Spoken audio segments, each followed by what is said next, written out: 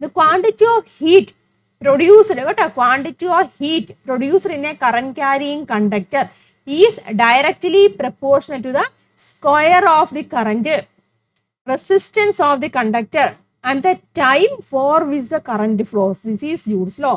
വൈദ്യുത പ്രവാഹമുള്ള ഒരു ചാലകത്തിൽ ഉൽപ്പാദിപ്പിക്കപ്പെടുന്ന താപത്തിന്റെ അളവ് ചാലകത്തിലൂടെയുള്ള കറന്റിന്റെ വർഗത്തിനും, കേട്ടോ, ചാലകത്തിന്റെ പ്രതിരോധത്തിനും വൈദ്യുതി പ്രവഹിക്കുന്ന സമയത്തിനും എങ്ങനെയായിരിക്കും? നേർ അനുപാതത്തിലായിരിക്കും. ഇതാണ് ജൂൾ നിയമം എന്ന് പറഞ്ഞിരിക്കുന്നത്. ഇത് ഇതേപടി പഠിക്കുക, കേട്ടോ, ഒരു കാര്യങ്ങളൊന്നും മാറ്റാതെ ഇതേപടി തന്നെ പഠിക്കുക.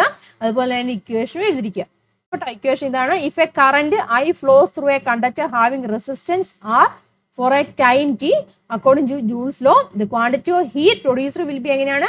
എച്ച് ഈസ് ഈക്വൽ ടു, കൊണ്ട് ഇക്വേഷൻ കണ്ടോ, H is equal to I square R T. H is equal to I square R T ആണ് ഇക്വേഷൻ.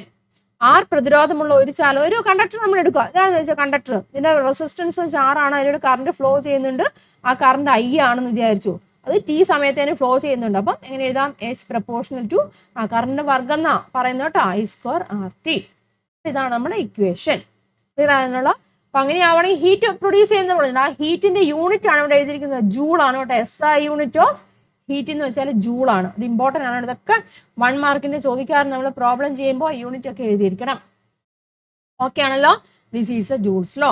കാണാതെ തന്നെ പഠിക്കുക, കേട്ടോ. കാണാതെ പഠിക്കുന്ന വെച്ചാൽ മനസ്സിലാക്കി പഠിക്കുക. The quantity of heat produced in a current carrying conductor is directly proportional to the square of the current.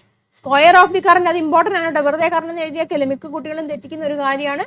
Square കാണുകയില്ല, പ്രൊപ്പോർഷണൽ ടു ദ കറന്റ് എന്ന് എഴുതും. Square of the current important ആണ്. The resistance of the conductor and the time for which the current flows. This is a Joule's law. എന്നിട്ട് നിങ്ങൾ ഈ കാര്യങ്ങൾ എഴുതിയിരിക്കുക.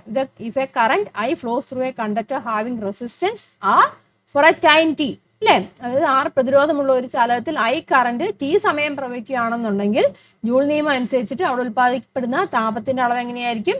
H is equal to I square RT ആയിരിക്കും. ഇതിന്റെ SI unit ഏതാണ്? ജൂളാണ്. SI unit of heat ഏതാണ്? ജൂളാണ്.